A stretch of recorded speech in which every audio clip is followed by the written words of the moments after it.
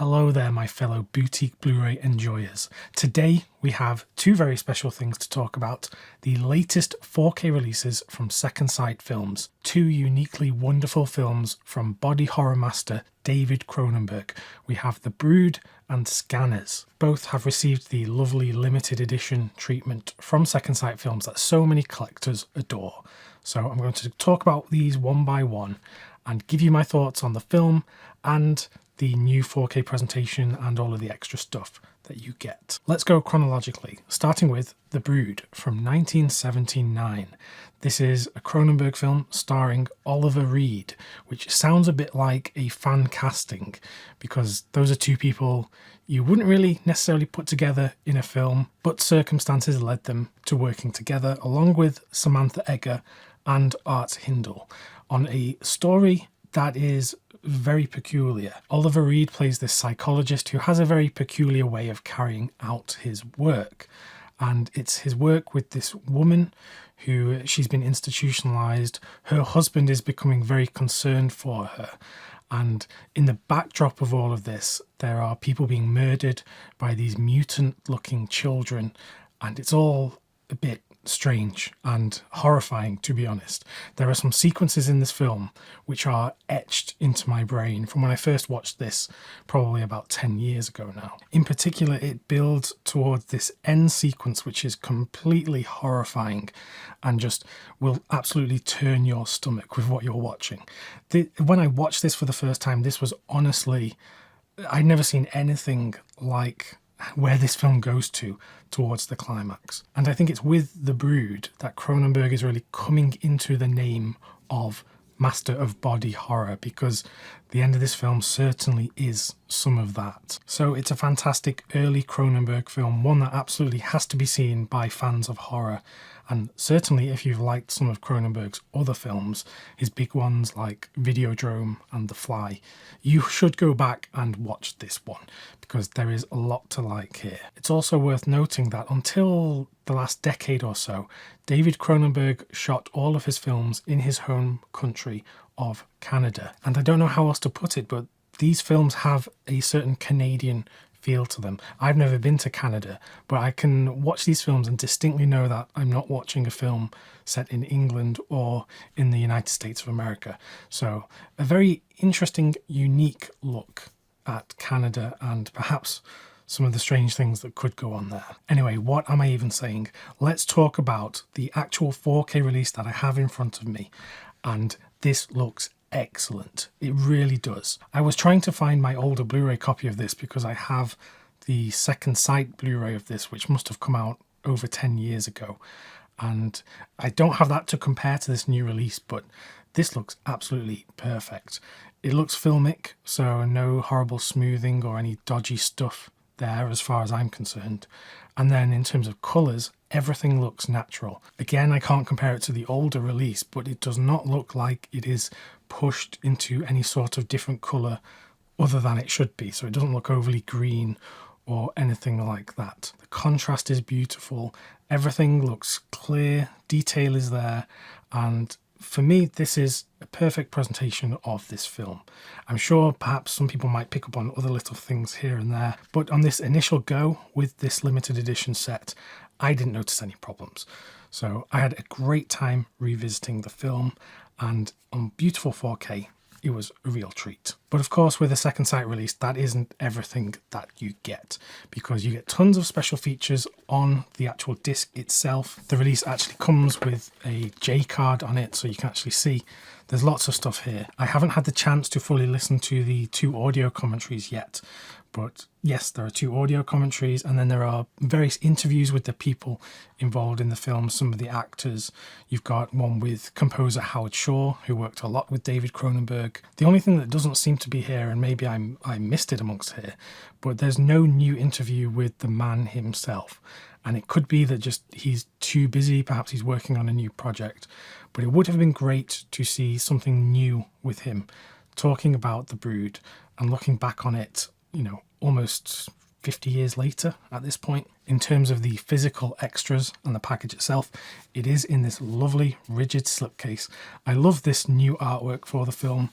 And there's the spine with no ratings logo and some more new artwork on the reverse. Inside the box we get a few things. So we have some art cards, which I'm not a big fan of art cards, but these feature all of the new artwork that have been commissioned for this release. So if you wanted, you could choose to have this on display when you have some visitors around, or maybe you want this one of the scary mutant children displayed on your wall. We have that same image on the digipack, which houses the Blu-ray and the 4K discs. And then we get a 120-page book with various essays written about the film. And this is the usual high level of standard from Second Sight, although this is a paperback book, so it isn't one of the hardbound books that I have been known to do for certain releases. And I love this artwork as well. This is one of the more frightening sequences in the film, if you ask me. So I need to get reading all of these. I haven't been through everything in this book, so that's something to do later on. So the Brood on 4K from Second Sight Films, absolutely a winner from me. And honestly, at this point, I wouldn't expect anything less. And then we come to Scanners, released a year after The Brood. This is another different kind of film from Cronenberg, because this is more science fiction. And science fiction is obviously something that Cronenberg has been concerned with his whole filmography, his whole life. And this is a key point in his filmography, and particularly because this is perhaps one of his most iconic films, or certainly it has one of the most iconic scenes of all horror movies, and you know instantly the scene that I'm talking about. And honestly, there's no point dancing around spoilers here because it's even on the back of this case. And I love this artwork. I kind of wish that they'd gone with this on the front rather than this, but perhaps if this was on the front you can't have it on a shop shelf because it might scare some little children or something. But honestly, I think when I was 5 years old I'd seen worse than this. But what is this film about?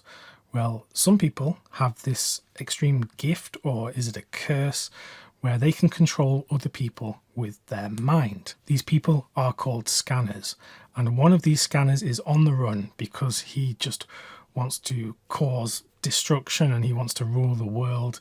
He is evil, played brilliantly by Michael Ironside in such a great performance. We follow this other scanner who's been recruited to track down the evil scanner and bring him to some sort of justice and stop him just causing mayhem. Now, I mentioned before the iconic head exploding scene, and there are a few other great sequences like that that are so memorable, so iconic. But then throughout the film there are these gaps where it almost feels like it's taking too much time to get to the next interesting bit. It certainly doesn't make the film bad, it just leaves me wanting a bit more, because I feel like it opens with this promise of more of that, and then we don't get too much more of the kind of head exploding stuff, perhaps until later in the film. And it doesn't help that I find the main actor, or the protagonist, Stephen Lack, not all that engaging. It's not that he's a bad actor, I just think in this kind of film I want someone who's got a bit more charisma and a bit more energy to them. So it feels kind of alienating to be interpreting this world and this story through his eyes. It really sounds like I'm criticising the film a lot. I promise I do like it. I think just on this rewatch, having seen it many times before, I'm just kind of picking it apart a bit more. Anyway, let's get talking about the 4K presentation and this set, because just like with The Brood, I think it is pretty exceptional. Again, I didn't have any old version of the film on hand to compare it to, so I can't really give you a side-by-side comparison or give you my thoughts on how it looks compared to older releases, but just going in and watching it for what it is, I think it looks excellent. Again, we have the Dolby Vision HDR grade. The increased detail here from the 4K resolution is brilliant as well. You can see absolutely everything. It looks filmic, there's no nasty effects going on, no digital noise reduction or sharpening, and certainly no AI that I could see in the image. So it looks brilliant, sounds brilliant as well. I'm not all that much of a sound guy when it comes to films, so I sometimes even forget to mention it, but the film looked and sounded great. Again, like with The Brood, there is a ton of special features which you can see here from the J card. There are 2 audio commentaries and then a bunch of interviews with the people involved, some of them who were interviewed on the BROOD as well. And again, the only thing that I would have liked to see would have been something new with the man himself, David Cronenberg, but I'm guessing he just was unavailable, because I feel like he would want to talk about his films maybe, or is he one of those people that doesn't like going back and talking about his older work? I don't actually know if that is the case, but it would have been nice to see something new from him on this release. Now you get the same rigid hard case with the brand new artwork. I already showed you the front and the back. Spine looks great as always. And just like with the BROOD, you've got art cards with the newly commissioned artwork, which is featured across this release. We have a digipack with the 4K disc and the Blu-ray disc, and then another 120-page book with essays and writings on the film. And something I just noticed while I was flicking through this, and I forgot to mention it with the BROOD as well, that the Blu-ray mastering has been done by Fidelity in Motion. So you're in the best hands there in terms of the authoring of the Blu-ray disc. So that is Scanners and the BROOD from Second Sight Films on these great 4K limited edition releases. And out of the two, the BROOD would be my pick, although that's going to change based on your own tastes. I think whichever one you go for, or if you go for both of them, you're not going to be disappointed, because we are in good hands with Second Sight. With all of that said, if you'd like to watch more from me, just click the video that is presented on screen right now. Until next time, thank you very much for watching, and I will see you soon.